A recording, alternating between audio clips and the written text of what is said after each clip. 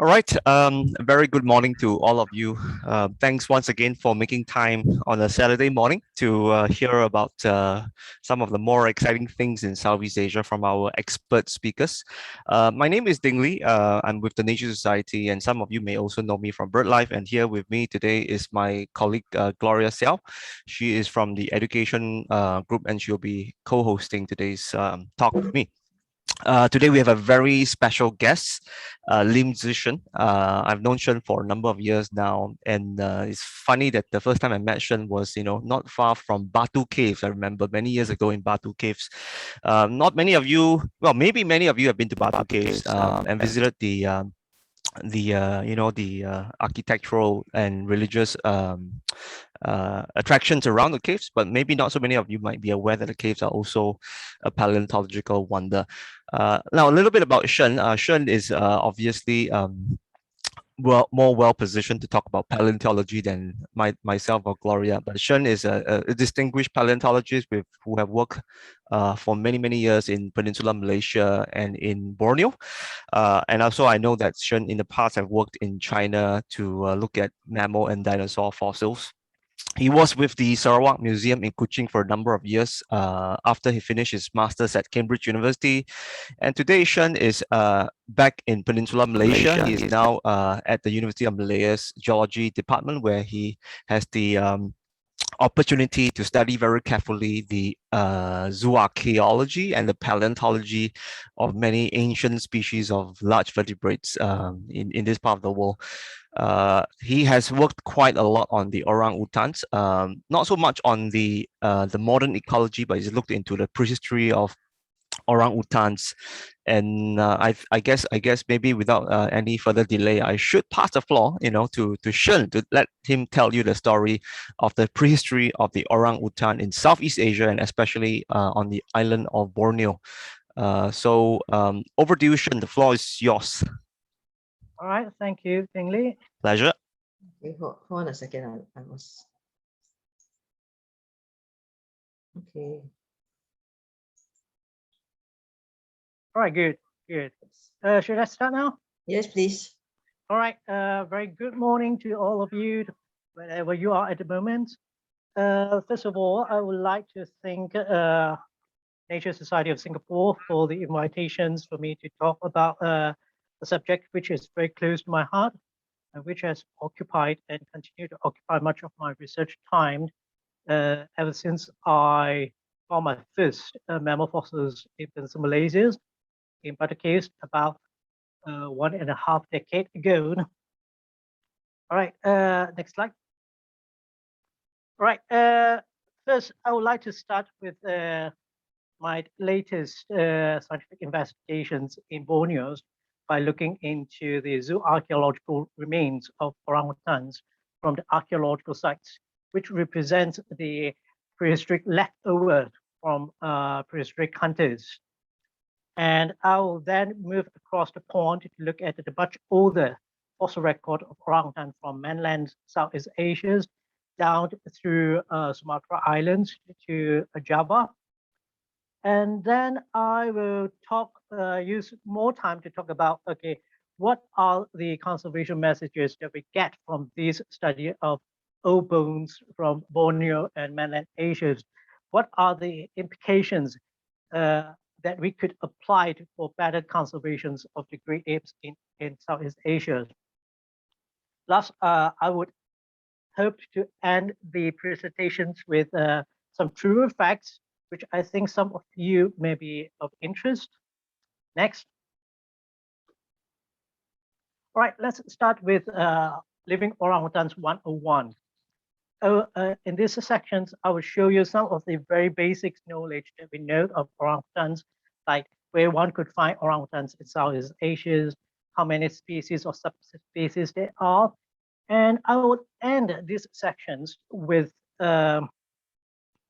introductions to see what are the scientific questions that would arise from understanding of the current living populations, which are maybe of interest to biologists of evolutions or biologists interested in the biogeography of mammals in Southeast Asia. Next slide, please. All right, we know that in Southeast Asia, apart from Malaysia, Indonesia is the only other countries with native populations of orangutans, and they are distributed in 2 great islands in Southeast Asia, in certain parts of Borneo and also in Sumatra. Over here, you can see that in the great island of Sumatra, the orangutans living populations are distributed only in the northern part of the islands. And there previously it is thought that there is only one species of orangutans from Sumatra, which is the Sumatran orangutan, Pongo ebelii, distributed mainly in the greater looser ecological landscape. There are some small and remnant populations south of Lake Toba, and these populations were recently described as a distinct species from the Sumatran orangutans. It is named as the Tapanuli orangutans, Pongo tapanuniensis. Next.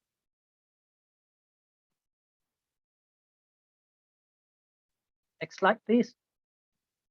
All right, the story in Borneo is much simpler. We have only one recognized species of Bornean orangutans, Pongo pygmaeus, and this species is further subdivided into 3 subspecies, mainly defined by biogeographic range. For example, in the northeast of Borneo, you have the subspecies Pongo pygmaeus morio, and in the southwest, you have a large populations of distinct subspecies called the Pongo pygmaeus umbii. And the nominal subspecies, Pongo pygmaeus pygmaeus, are mainly distributed in the northeast corner of Borneo, with over 90% of these populations of these subspecies located within Sarawak. Next slide, please.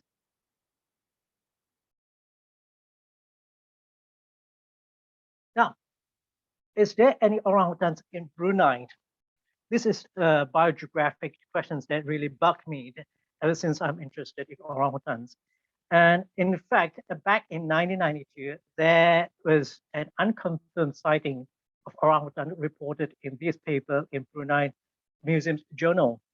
And even though it was later disputed and dismissed in 2008 as just a sighting of the marooned langur rather than orangutans, I think it should not come to a surprise if anyone could see orangutans in Brunei for a couple of reasons. Brunei has some of the most beautiful and less disturbed tropical rainforests in the whole of Borneo. They never or rarely chop down their trees. And so some of the forests in Brunei Darussalam, they actually represent a prime habitat for orangutans. And the second reason is from modern research of orangutan behavior, we know that some adult dominant males of orangutans, they have the tendency to move far beyond their normal distribution range and ended up in places where no one would expect to see orangutan. For example, recently they found signs of orangutans like nests and even sighting of orangutans in the Usun Apau uplands in Sarawak, and also perhaps signs of the presence of single individuals of orangutans in Ulu Padas area in the southwest corner of Sabah. So it might not be surprising that one would see orangutans someday in Brunei Darussalam. It remains to be explored in futures. Next slide. So if we were to confine our knowledge to only the living populations, some of the very many interesting questions that arise include, where did the living orangutans come from? And how and why they ended up the way they are now in 2 separate islands in Southeast Asia with no apparent living orangutans in between. Why such disjunct distributions? And in order to answer some of these questions, one would need to do a little bit of time traveling. Next slide, please. As suggested by none other than the great naturalist Alfred Russel Wallace, when Alfred Russel Wallace wrote his epic classic, The Malay Archipelagos, in 1869, in the chapters on Borneo and orangutans, he wrote this passage, which I would like to quote here. With what interest must every naturalist look forward to the time when the caves and tertiary deposits of the tropics may be thoroughly examined, at the past history, at earliest appearance of the great man-like ape, the orangutans, be at length made known. So when he wrote this passage, he already suggested that in order for us to have a better understanding of the evolutions of the biogeographic history of the orangutans, one would really need to look at the caves and the tertiary deposits of the tropics. That is, to look at the zooarchaeological and fossil records of orangutans in order to try to answer these scientific questions. Next. About a decade after Wallace wrote that passage in his book, Malay Archipelagos. Next.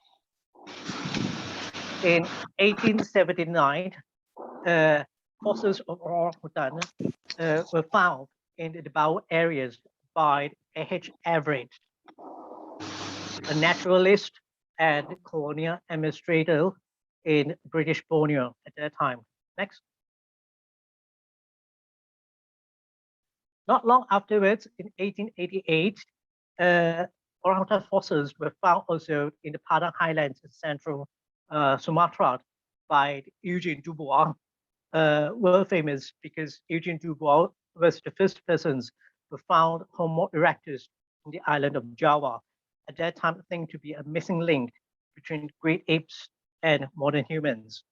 But before he made his great discoveries on the island of Java, he spent a couple of years exploring the many caves in the Padang Highlands, and he found a very, very wonderful and large amount of orangutan fossils in the Padang Highlands.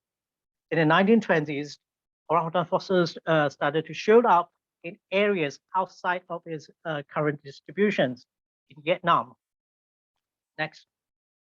In the 1930s, South China and Laos. Next. 1940s, there were orangutans known from Java in fossil form. Next. And in the 1950s, Sarawak museums staff started to excavate in Niah and found a lot of orangutan fossils from the zooarchaeological remains. In the 1970s, it showed up in Cambodia. In the 1980s, Thailand and Sabah. And 2013, we managed to find the first evidence of orangutans in Peninsular Malaysia. Next. And in 2021, there are more sites with orangutans that we note across Peninsular Malaysia and also across mainland Asia. So we know that orangutans has quite a long history of evolutions in mainland Southeast Asia, starting from the about 2.5 million years with the oldest fossils known found in southern China. And with such a long history of evolutions and such a wide geographic distributions, one would naturally expect to have greater diversities at the species and subspecies level. Next slide. And when I look at the old literatures, there are no fewer than 13 taxa described from the fossil records known up until now. And many of the taxa, however, are based on very few fossils, and so some of them may not be valid upon further investigations. And I was very lucky enough to have seen the top specimens allocated to many of the taxa, including including the highly controversial specimens allocated to a distinct species of orangutans, Pongo brevirostris, described by Kranz in 1975. These specimens, which is now kept in St. Museum in Germany, is highly controversial because there is a major split of opinion whether this is an orangutan or a Homo erectus. And after some initial examinations of the specimens, I think that I tend to believe in the majority opinions that this may not be an orangutan, but it looks very, very similar to the Homo erectus. So it shows that some of the texts are described based on isolated materials that I show you in the list on the previous slide may not be valid. Next. So by looking at the zooarchaeological and fossil records, we know that in the prehistoric times, orangutans as a group has a pan-Sundaland distributions. So instead of a simple tale of two islands, we could say that it's a tale of the declining populations of orangutans, and it is not an overstatement to say that what we are seeing now is the remnant populations of once widely distributed great apes in Southeast Asia. Next. Right now, we'll look at some of the zooarchaeological records from Borneo. Next. As I mentioned earlier, after a decade after Alfred Russel Wallace wrote that passage in his book, a naturalist and colonial administrators at that time based in British Borneo, Alfred Hart Everett, he found some orangutan fossils in the Bawal limestone areas in Sarawak. He investigated at least 4 sites from the Baku Flats and Jumbo Sands, and with detailed excavations in some of the caves like Jumbo Sand 3 and Jumbo Sands 18. Next. And this represents the first evidence known to Western science. Like to say that I'm proud because the first known evidence of fossil orangutans were from the Sarawak part of Malaysia. And even prouder, these fossils are still kept in good conditions in the natural history museums, recorded and well accounted for, published in their official catalog. Next.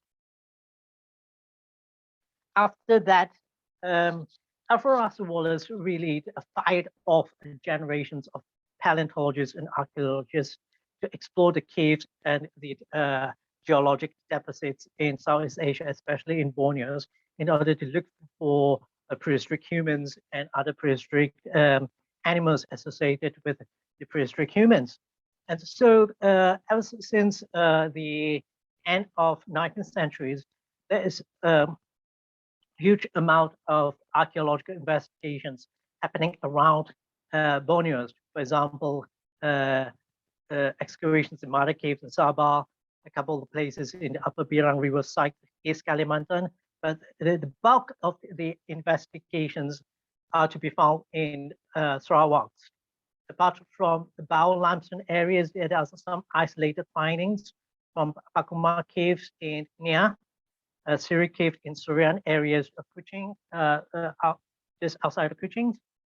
And then, of course, Niah, which is the main place of research of orangutans in Borneo. Next.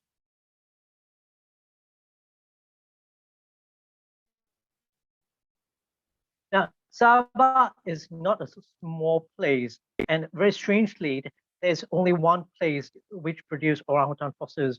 But I believe that this is a place that where the future explorations can be gone, since the last large-scale archaeological investigations happened there only in the 1980s, and since then there's not much of a systematic studies of the vast areas in interior and on the west coast of Sabah. So I do think that Sabah holds quite a high potential for future research in prehistoric animals, including orangutans. Next. Here are some of the examples of small amount of orangutans material found in certain sites in Sarawak. For example, about 28 specimens, perhaps from a single individuals from Niah Cave in Niah, and single finger bones from Lubang Tulang, another site in Niah as well. And also from Guas area in Syria, there's only a single bone of orangutans found. Next. However, the great majority of orangutans from Sarawak are from this site, Niah Caves, which is the focus of my research in recent years. Next. Thanks to the pioneering excavations done by Tom Harrison, and then curator of Sarawak Museums, together with his team in Niah, he conducted quite extensive archaeological investigations of the various archaeological sites in Niah and produced some of the wonderful orangutan fossils discovered in Sarawak. Next. Here are some of the orangutan remains recovered from a number of archaeological sites in Niah. For example, over here you can see some of the teeth and jaw fragments of orangutans found from Gangirat, one of the cave entrances to the Great Cave of Niah. Next. Here is some examples of orangutan as well from Lubang Hangus in Niah Cave as well. Next. And quite a large numbers of orangutan remains.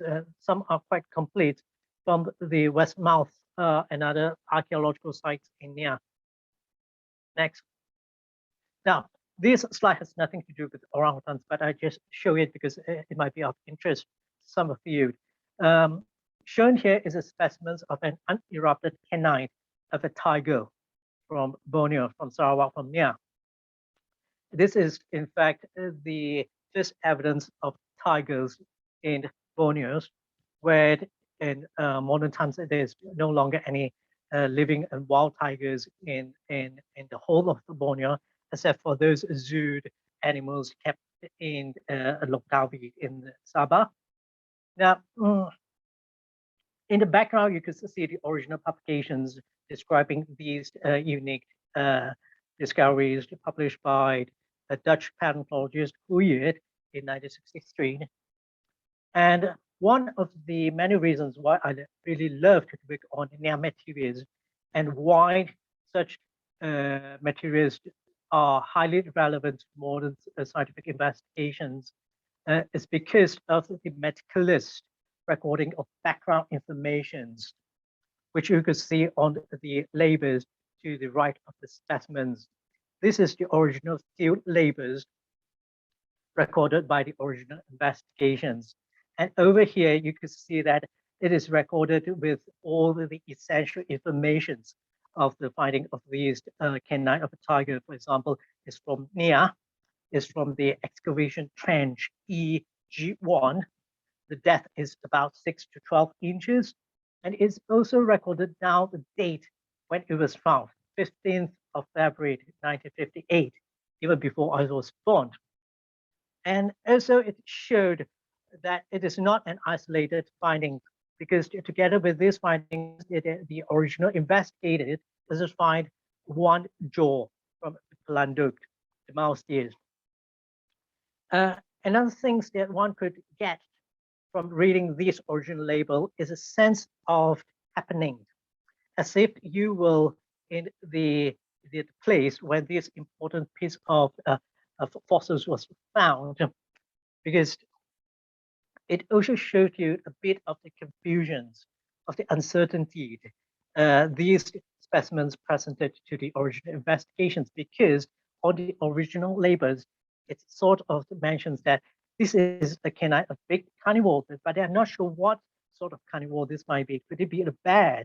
But it is only until 1963 that, after detailed and more in-depth studies and comparatives with the other skeletal remains, that they note finally that this is in fact a tiger canine. So it really gives you a sense of happenings and excitement that you could share with all those original investigators. And Niah has such a meticulous record since the early excavations, is thanks to, next slide please, the great efforts and hard work of two persons. Barbara Harrison's, at that time wife of Tom Harrison's, she is in charge of the excavations at Niah, and an accomplished archaeologist herself. And not to forget also the diligent young Lord Medway, the present-day date Lord Cranbrook. He first joined the excavations in Niah when he was in his 20s, with a keen eye on animal remains, zooarchaeological remains, as small as the jaw bones of bats and rats. Next slide. So now let's move across the pond and look at the conditions, what we have found in mainland Southeast Asia.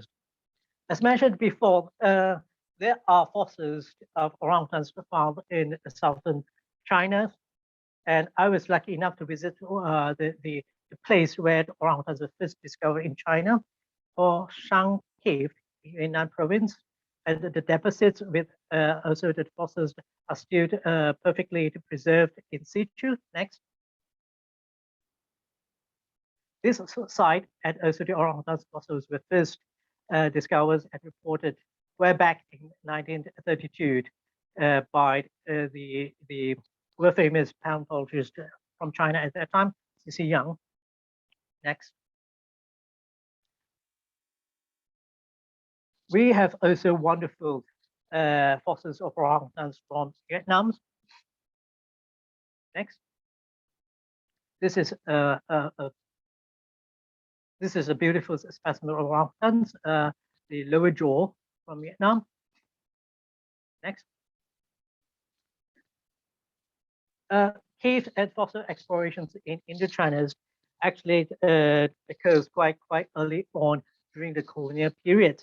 So some of the fossils found during the French colonial period are now kept in good conditions in the National Natural History Museum in Paris. Next. Next, please. Next. Right. But the great majorities of orangutans known so far are from the caves in Padang Highlands in central Sumatra. Over here, Eugene Dubois, next, has found at least 3,000 of isolated orangutan fossil teeth from the caves in Padang Highlands. But unfortunately, he got occupied with more important discoveries in Java of Homo erectus, and that he somewhat neglected all those orangutans and others mammal fossils that he found in Sumatra.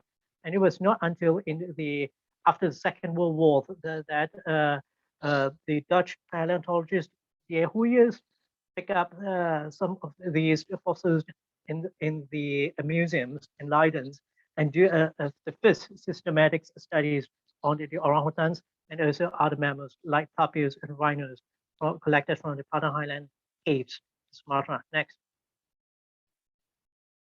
Next. And okay, here comes the discoveries in Peninsula Malaysia. I was lucky enough to be one of the key players and published the results of orangutans found in Butter Caves and also a place in Perak in 2013, and follow up with detailed study of the metrical dental variations in 2016. Next. And in the papers that I show you just now, we just found orangutan fossils from a site called Butter Caves Sea in Lengon in Perak. This site has been dated to about 500,000 years, which makes it the oldest mammal fossil bearing site in Peninsula Malaysia. Next. And the second major site with orangutans that we reported in the paper in 2013 is a couple of sites in Butter Caves in Selangor. And these sites were also dated collectively to be around 66 to 33,000 years ago. Next.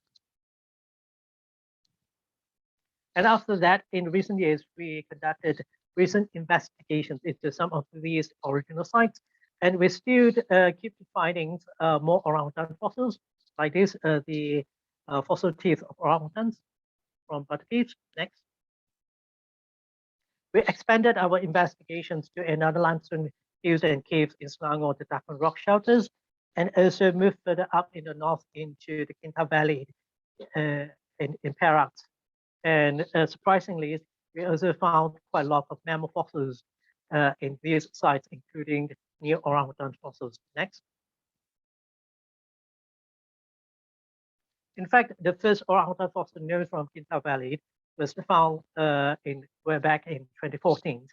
Next. And Kinta Valley is dominated by limestone hills and caves. They are very, very productive in terms of producing prehistoric mammal remains. And so far, we have found about 32 sites of mammal fossils. And out of the 32, 10 contained orangutan fossils, which makes the Kinta Valley the most productive sites that produce orangutan fossils in Peninsular Malaysia. Next. We also ventured into Merapu areas in Pahang, just west of the Taman Negara. And inside these large caves, very beautiful cave, we also found remnants of orangutans. Next. Here you can see a canine of male orangutans deposited in the original cave soils found in the caves in Merapu, Pahang. Next.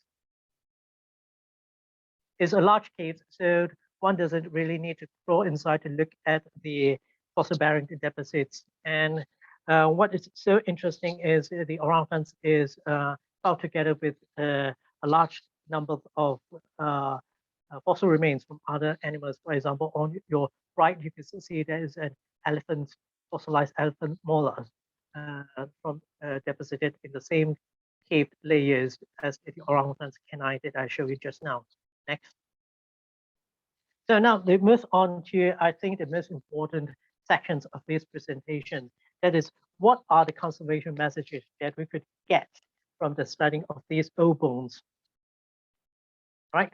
And orangutans features quite prominently in the folklores, legends, or even the arts of the peoples of Borneo. For example, these two wood carvings of orangutans that are found in Kuching.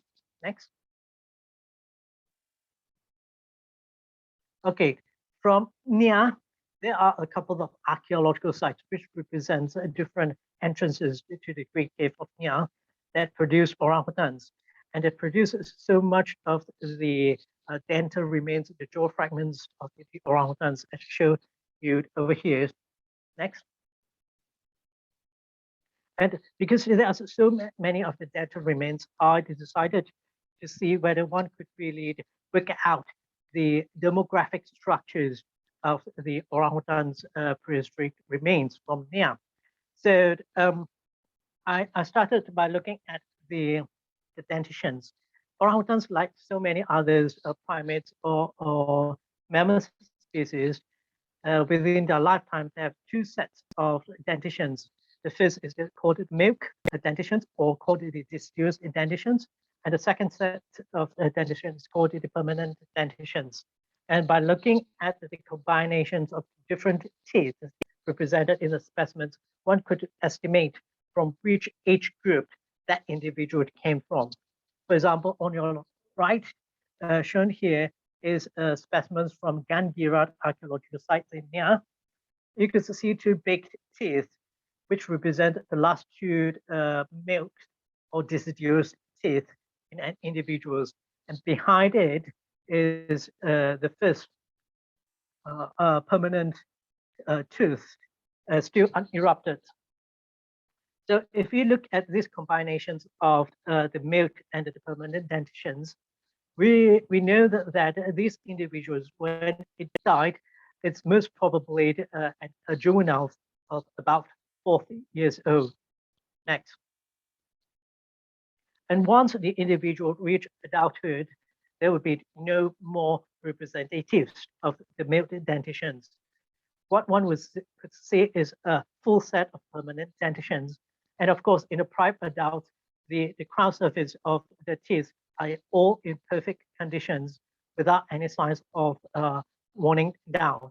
But in all adults, because the teeth are so used up in chewing the rough materials like vegetation or other food items, the top layers of the enamels will be worn down and exposing the softer dentin underneath. So by looking at the conditions of the crown of the teeth, one could really differentiate the prime adult from an old adult. Next. Next slide. And I also found that it's possible with suitable materials, for example, canines, one could distinguish the male from the females. The male adult males would tend to have a larger canines, simple in the structures, but the female tends to have a more delicate structures of the canines. So by using these features, one could tell the male apart from the female individuals of orangutan. Next. So I apply all these informations that or observations that I get from observations of modern orangutan skulls and dentitions, and apply these principles onto the zooarchaeological remains from Niah, and try to work out the demographic structures of the prehistoric hunted orangutans from Niah. And from the site of Gangiras, I differentiate all the orangutans' teeth and dental remains to a number of age groups, from infants to juveniles to adolescents, young adults, old adults, and extremely old adults. And we found that regardless of which period you are looking at, in Gangirat, there is a predominant of young individuals hunted in the past.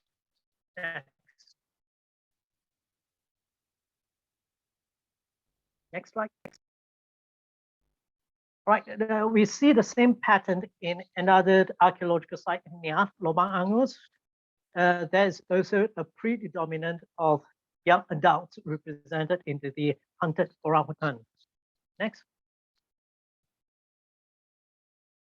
Westmouth so far produced the most number of orangutan dental and jaw remains, with a total of 91 specimens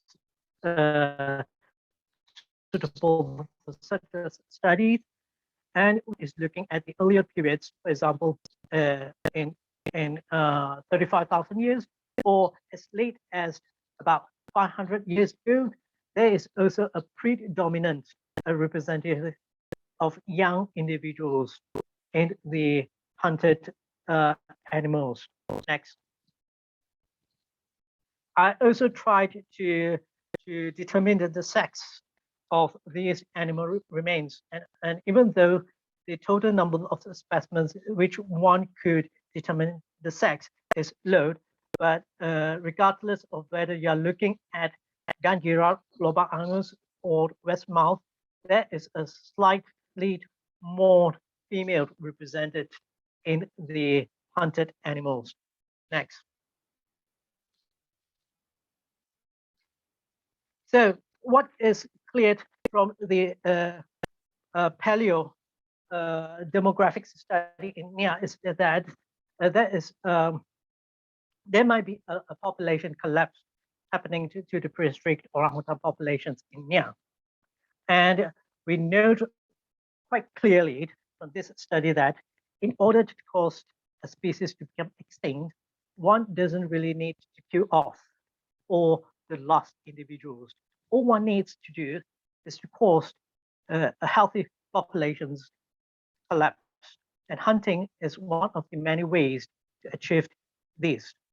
And for Niah, with a 45,000 years long history of hunting, specifically targeted, this may likely be the smoking gun that we are trying to look for. account for the liquid extinctions of orangutans from Niah landscape. Indeed, we have seen this happen in our lifetime in front of our own eyes. Just think of the very sad story of the last Sumatran rhino from Borneo. Next. What is so fascinating about Niah is since the start of the excavation in the 1950s, the excavation teams has produced a magnificent representative of associated mammal faunas from the site. Up to date, there are about 72 taxa described from Niah archaeological sites alone. Next. Next. Next, please. Okay. In Peninsular Malaysia, there is this prehistoric rock art in Ipoh. And I would like to think that these primate human-like figures were orangutans with their outstretching long arms and pot-bellied and red in colors. So I tend to believe that orangutans also featured quite prominently during the prehistoric time in Malaysia, as prominently as orangutans has been featured in the folklores and pieces of art from Borneo. Next. In mainland Southeast Asia, orangutans has a longer histories. The first orangutan fossils that I mentioned earlier was found in cave deposits about 2.5 million years ago in South China. And during these geological periods, this part of Asia experienced quite dramatic changes in the sea levels. Next.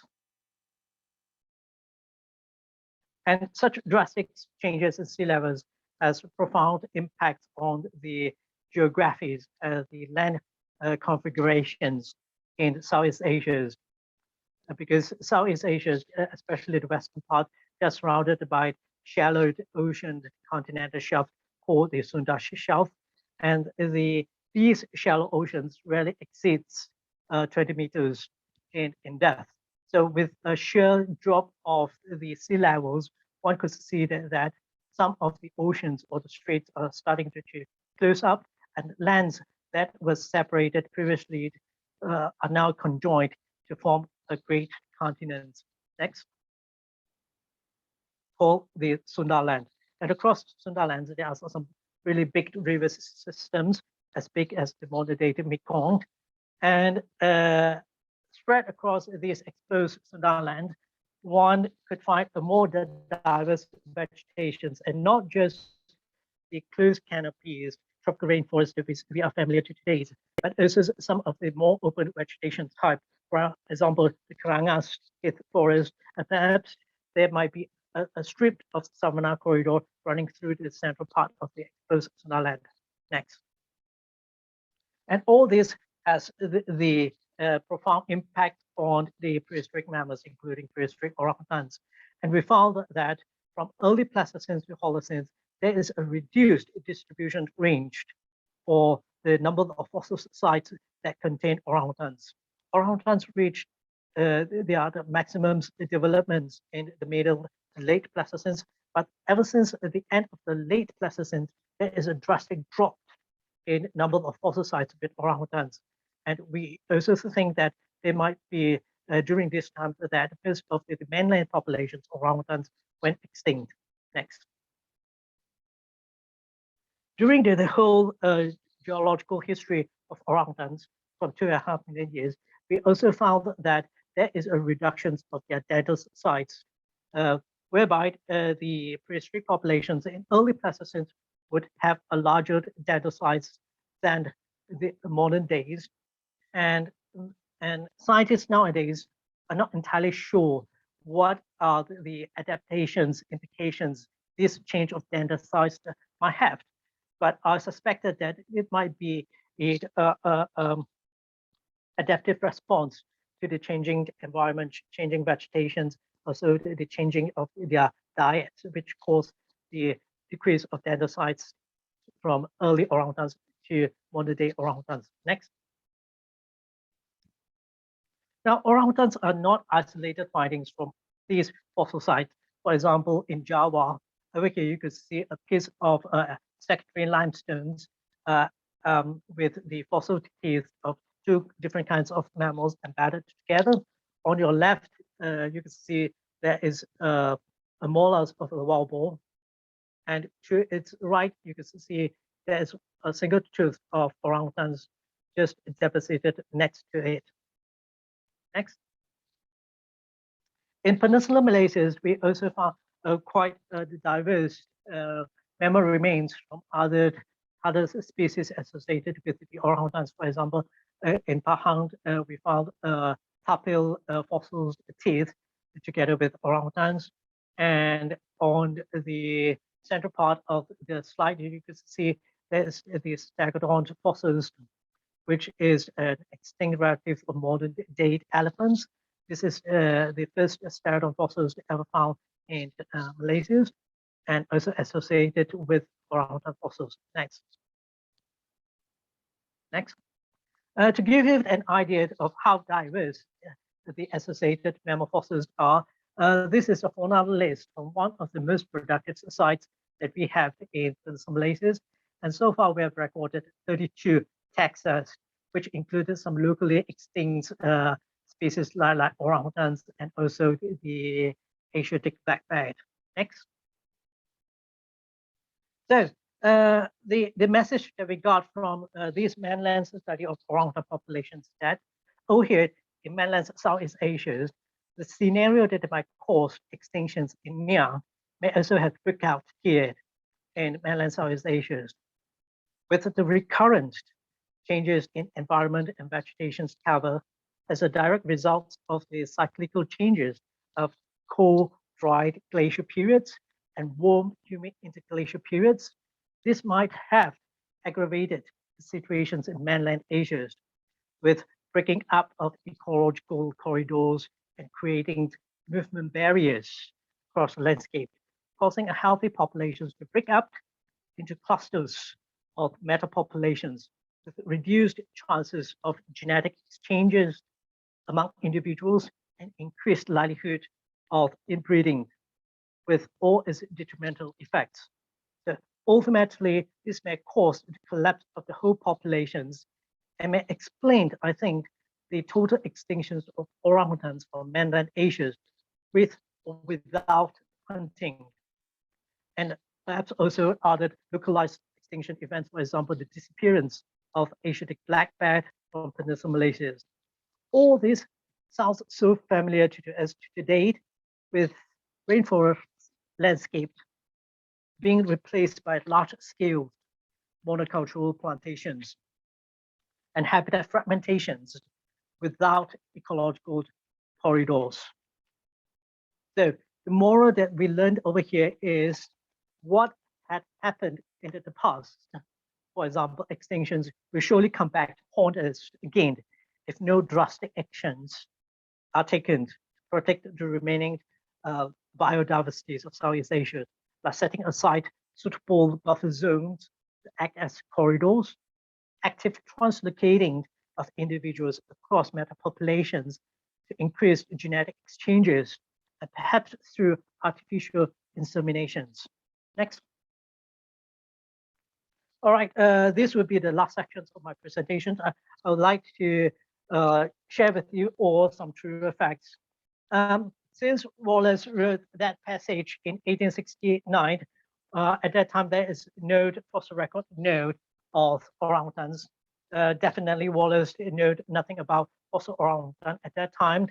But 150 years later, in 2019, we have a recorded of about 132 fossil sites with orangutans as far north as in South China and in extending to the south in the island of Java. And I think these represent quite a remarkable scientific achievements for 1.5 centuries. Next. And most of the 100 plus fossil sites of orangutans are found in such a landscape in limestone hills and caves across Southeast Asia. Next. And very unfortunately, these are the very same areas that are subjected to highly destructive exploitations like minings and quarryings. For example, these examples in the outskirts of Ipoh. Next. And such karstic and limestone landscape, even though they occupy only about 0.3% of the total land area of the simulators, they are essentially libraries and museums of past biodiversities. They are, one could say that, prehistoric time capsules. And in any civilized society, it would be an act of insanity to have to try to burn the libraries and museums. But sadly, it seems that this is the case in most of the countries with limestones and karstic landscapes in Southeast Asia. Next. And so far, I estimated that there are about 6,000 different fossils of orangutans found and kept in about 11 countries. And I'm very lucky indeed to have seen a great majority of these fossils. And my estimate is that I've seen about 90% of all these specimens collected and gathered so far. And I think perhaps I should nominate myself to a Guinness record for being the one person alive to date who has seen the most number of fossils of orangutans.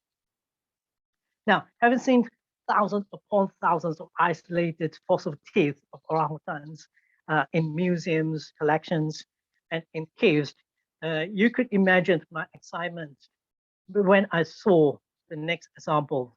Next slide. Now, I'm very fortunate enough to have seen in the Hoa Binh Provincial Museums in Vietnam, just about an hour drive out of Hanoi, the one and only fossilized skeletons of orangutans in the world. And over here, in the pictures on your left, you can see the relatively complete skeletons of an adult female orangutans.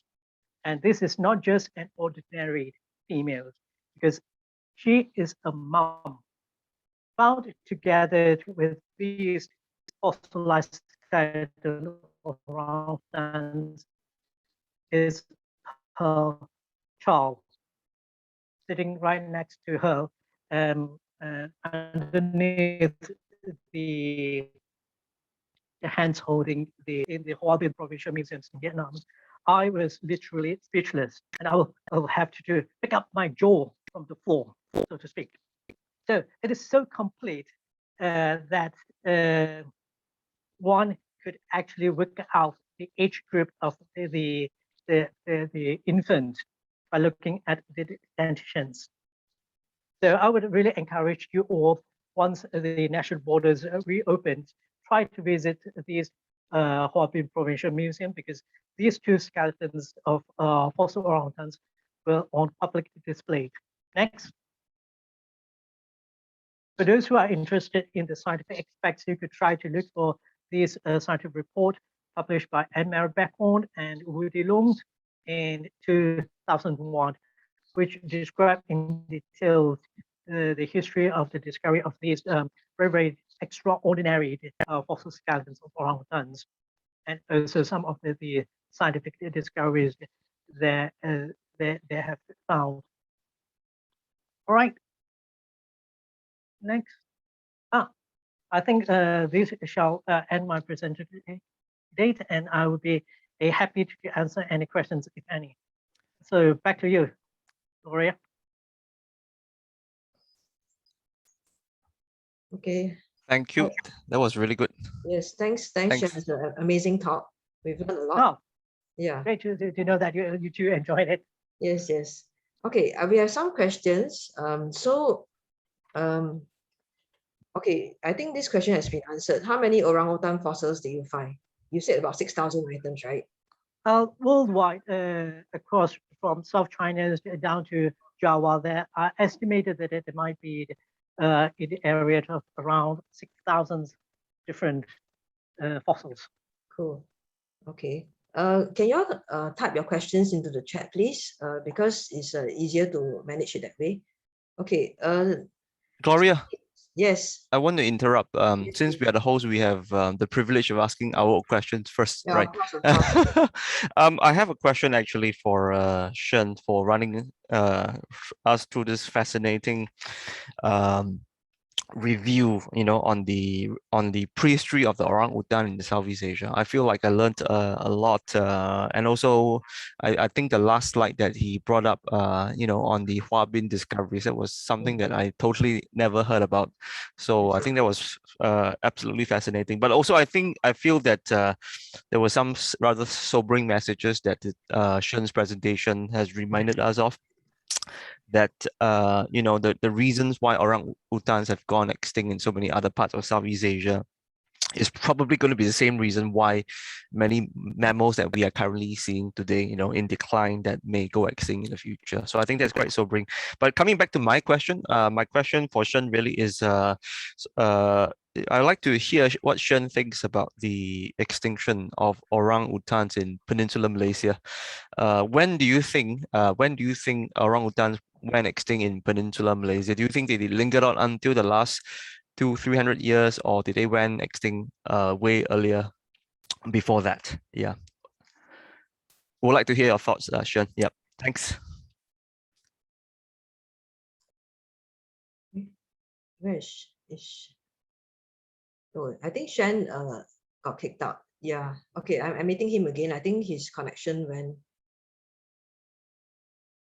Actually, Ding Li, you might have to repeat your question because Shen, we lost him for a while. Okay, no problem. Yeah. Shen, are you there? I'm sorry, there's a disruptions to internet, Yeah. and now I'm back Ding Li, again. maybe you repeat your question. Yeah, I'm back again. No worries. Yeah, thanks. Yeah, Shen. Yeah, so I was Shen, I was really curious to know what your thoughts are with regards to when orangutans went extinct in Peninsular Malaysia. I'm sure this is something that you have thought about yourself in your work. Yeah, I would really be keen to hear your insights on this. Yeah. Yeah. Okay. So far, I think from the perspective of Peninsular Malaysia, we are not yet in a situation where we could answer these questions, because our investigations of the fossil sites of orangutans are just really the beginnings a couple of years ago, and there's still a lot of sites that we still need to investigate for the fossils and also to provide secure geological datings of the fossils. But I could give you one indications. Among all the fossil sites that we have found orangutans and we have dated, the latest record is from a site in Niah Caves, dated to be 33,000 years ago. And when I looked through all the more recent archaeological sites, for example, in Perak, in Lengung, in Terengganu, none of them have any report of orangutan fossils in more recent archaeological sites, which were dated to be less than 10,000 years. So it might be in the areas between 3,000 years to 10,000 years that we lost the orangutans in Peninsular Malaysia. But strangely, my colleagues in China, they claimed to have found some evidence of orangutans in deposit data from the Holocene that is less than 10,000 years. So there might be some random populations of orangutans in southern China or even in northern Vietnam at that time, but all of them finally went extinct. Okay, thanks for that. That's really fascinating to hear about the how recent the orangutans lingered on in mainland tropical Asia. Yeah, I think there's a few other really good questions coming in right now in the chat box. Gloria, would you like to share some of those questions with Shen? Yes. Okay. Yeah. So someone is asking, are there any techniques or devices that you can use to help you increase your chances of discovering a fossil, or is it just pure looking with torchlights and all that? Well, unfortunately, we are not in Hollywood movies where you could have metal detectors and then you could, through the equipment, you could find the fossils. There's no such thing happening in this real world. Okay. So in order for us to find fossils, there are lots of work that we have to do before we really start off and explorations. Like, for example, we spend hours and days looking at old collections in the museums and looking at old references in the libraries, just to get a sense of where to start to look for the fossils. And when you reach the field, it's mainly through your eyesight, Yes. aided with your lens, your headlights in the total darkness environments of the cave in order to detect the fossils and other fossil-bearing deposits. Okay. So do you foresee that there'll be some technology invented soon, like laser or something? Because I understand like LiDAR, all this are able to like pierce through the rock to discover things. Yeah, so some may hope that there might be such kind of equipment developed and made easily available in future. But I would really question again, what's the fun of having that? Why do we want to rely on equipment when we could do as equally good and efficient with our own eyes? Yes. Something that nature has provided to us. Yes. Hmm. Okay, I agree. Wait, okay, Ding Li, you can ask the next question. We just alternate. Can do. I think we've got a question here from Dato Dino. And Dato has asked a question about the another extinct great ape called the Gigantopithecus. He's really keen to know a little bit more about how Gigantopithecus overlapped with orangutan fossils in Southeast Asia or even other parts of Asia. Yeah, what are your thoughts on this, Shen? Well, to find Gigantopithecus in Malaysia, either in Sabah, Sarawak, or in Malaysia, is a holy grail to me, actually. Well, Gigantopithecus is thought to be closely linked to orangutans based on paleogenetic and protein studies of Gigantopithecus remains in orangutan remains. Geographically, they overlap in terms of geological time as well in southern China, in northern Vietnam, perhaps in Thailand as well. And so far, we haven't seen any indications of Gigantopithecus further down south of the Isthmus of Prague in the Malay Peninsulas. But curiously, there's one specimen reported from Java, down in the south, which some of my colleagues believed are Gigantopithecus. But sadly, against this finding is in isolation in itself, which means that it doesn't really have any geological or stratigraphic context where one could make sense of these specimens, which is quite sad. But I believe that with increased sampling effort in Java and hopefully in some Malaysia, we might find evidence of Gigantopithecus and other charismatic mammals as well in Southeast Asia. For example, Gigantopithecus is the largest one that I want to look for. The other one, smallest one that I really want to look for is the rabbit, the Nesolagus. Nesolagus. Yes, and I also hope that the fossils of Nesolagus may one day show up in some of the cave deposits in some Malaysia, provided that the authorities do not bomb out all the limestone hills and caves that contains these past records of vast biodiversity. Thanks for bringing us to the Nesolagus. I don't know how many of the people in the audience know about Nesolagus, but this is the striped rabbit, which currently exists with two species. One is in Sumatra, in the highlands of the Barisan range, and the second one is in the Annamites of Vietnam, Laos, which is found in one of my project sites in central Vietnam. It's quite common there, apparently. Quite cool. Yeah, we've got it like 50 times in the camera traps. Yeah, but anyway, let's focus on orangutans because I know rabbits are quite good to talk about. But Gloria, would you like to take the next question?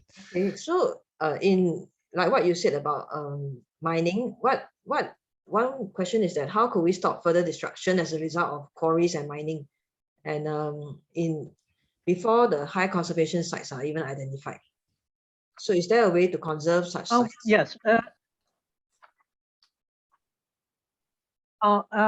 In fact, this is something that my colleagues and I and a couple of NGOs in Malaysia are fighting to preserve as many as possible all the limestone hills that have been earmarked for minings in the past.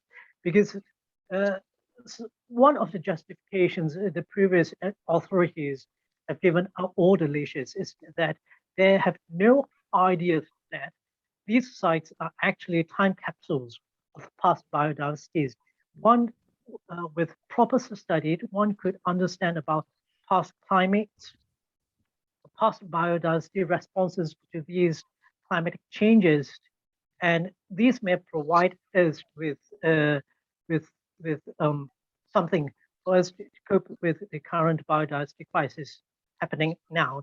So there would be more persuasions from our part, more negotiations to work out so that we could reach a win-win situations where the mining, we're not opposed to minings anyways, but minings that could go underground without touching the outcrops above the ground that contains the caves, that contain the fossils, because underground reserve of limestone is much more massive than what we see above the ground.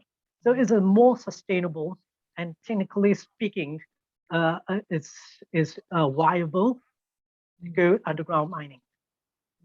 So how far underground would you suggest? Because I understand that over time deposits, I mean, after all, archaeology have to mine, to dig to get the fossils, but so how far underground would you suggest the mining to go? Like how many meters? As far as it is safe, and will not cause any harmful effect to whatever's on the grounds, and also cause any unneeded harmful effects to the human populations living on the ground. Okay. Okay. Ding Li, you want to take the next question? Yeah, there's a few really interesting questions coming our way, Shen. One is, well, take it as if it was a thought experiment. There's a question from Ko about the potential consequences of reintroducing orangutans to Peninsular Malaysia. So orangutans are gone for a long, long time. So Ko is interested to hear what your thoughts are if we introduce orangutans to the rainforest. Yeah. It is quite a tricky question. Very tough to handle. But I would suggest that if introductions were to made in Peninsular Malaysia, it should be extremely cautious.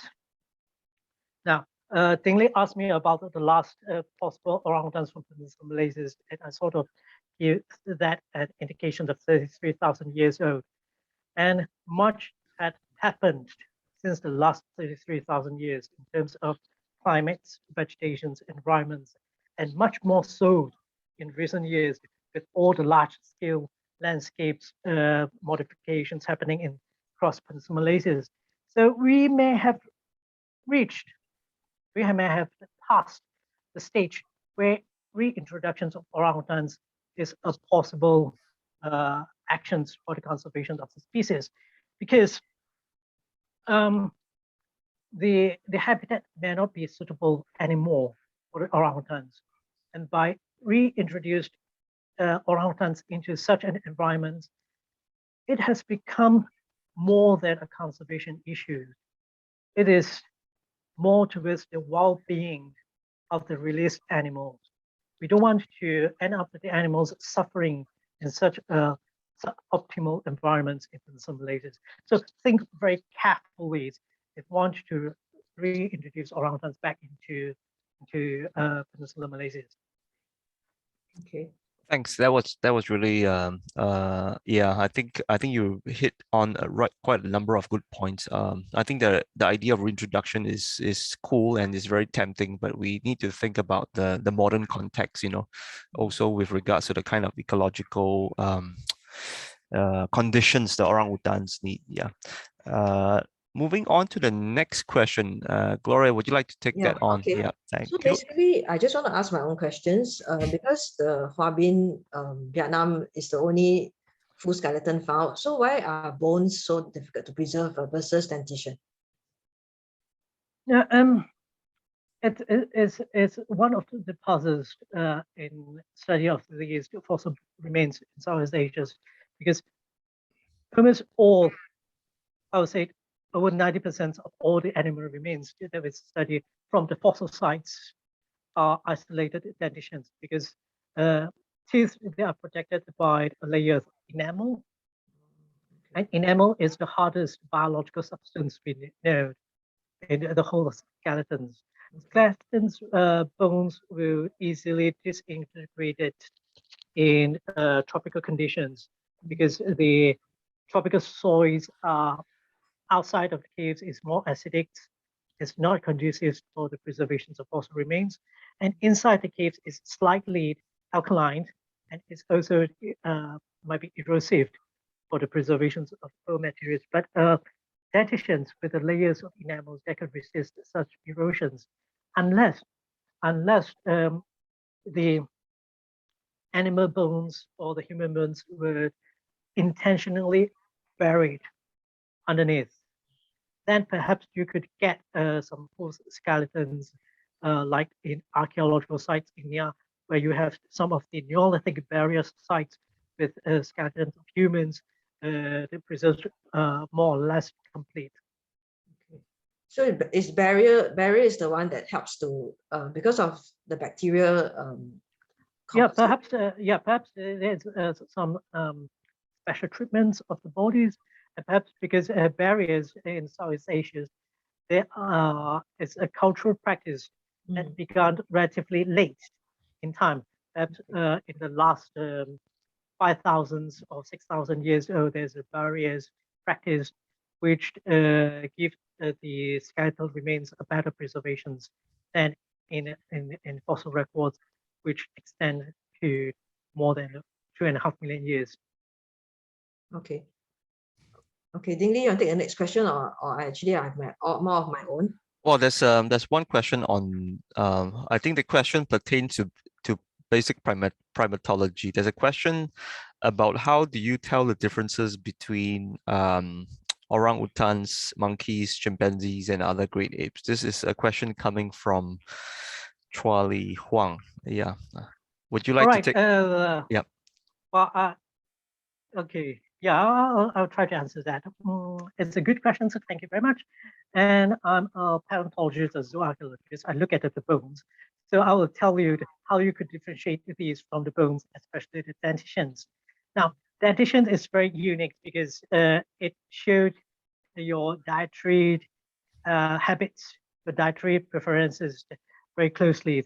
So because monkeys, orangutans, and chimpanzees, they have sort of the different diets, and these differences in diets also showed up in their dentitions, in their teeth. So each will have a different set of morphologies unique to themselves that make them perfect in processing their own food. So we can use this set of morphologies to distinguish orangutans from chimpanzee and also from monkeys. Okay. So in terms of if just now I saw that there was a picture of showing the wild boar, the dentition of it next to the orangutan. So you are basically, based on the morphology, you're able to identify that it comes from which species? Oh, yes. Or do you have to do DNA testing to verify it? Well, DNA testing is a little bit complicated and also more expensive. So we will rely on the most efficient and also the cheapest way to do the identification first before we go into more advanced techniques like paleo-DNA, paleo-protein identifications. Okay. So and very lucky for us who studied mammal fossils is that the dentitions, the teeth, retain some of the most diagnostic features of mammals species. So by looking at the teeth, we are in a pretty much confident level to identify the animals instead of an isolated bone. So if you give me a piece of hand finger bones, I may not be able to identify it. But if you give me one tooth of an individual's and then I could possibly identify it down to the species level because it contains all the diagnostic features what we need to identify the species. Okay. So can you share what are the main diagnostic features, like the key ones to look out for? Let's say to identify the orangutans. Okay, for the orangutans, if you go back to some of the slides, you could see that the crown surface of teeth, they are like ripples. Okay. And these are called the enamel crenulations. Okay. And enamel crenulations is a very unique feature among orangutans. And I'm not saying that other great apes like chimpanzees or gorillas that do not have crenulations, but they have less crenulations than orangutans because of orangutans consuming much more coarse, rough food items than the gorillas and also the chimpanzees. Okay. So this is the most telling features of orangutans, with the ripple shape of the crown tooth. Okay, I understand. Okay, Ding Li, maybe you want to take the last, you want to ask the last question, and we can wrap up soon. There's one question. So I'll throw in that question. It's a general question, and then I'll have one more question from my own. The question comes from let me see. I'm sure I saw the question in the chat just now, but maybe it has gone. There's a question from Vanessa Iloste. I think she thanks you for your presentation, and she is really keen to know where you would go for your next paleontological research trip. Well, once the lockdown is over, perhaps I would go to Kinta Valley to look at some of the new sites with fossil mammals that local caves get files, and they keep a very detailed records of it, and they always inform me whenever they found some fossils inside the caves. And perhaps I'll first go to the Kinta Valley and have a look around, and also not to forget some of the sites that further to the east in some places like in Pahang, in Terengganu, and Kelantan as well. Yeah, basically everywhere, wherever there are fossils, and possibly I'll try to arrange trips to go there and have a look. Yeah, I think that's really exciting. Yeah, and also I think it's fantastic that you give us a perspective of limestone caves and limestone hills that most people don't typically think about, how these limestone deposits are so-called time capsules that bring you back to the past through the kinds of fossils they harbor. A broad question from me before I pass the floor back to Gloria is Shun, I'm really curious to hear your thoughts. What do you think? There are a lot of these kind of cryptic so-called ape man things or legends in Southeast Asian countries. One of the most famous is probably the orang pendek of Sumatra, which I know has been discussed also by conservation biologists, and I think there are some people who try to put camera traps to try to find in Kerinci Seblat. To what extent do you think these mythologies or legends of cryptic primates, could be explained by orangutan sightings? I'd like to hear your insights on this. Yeah.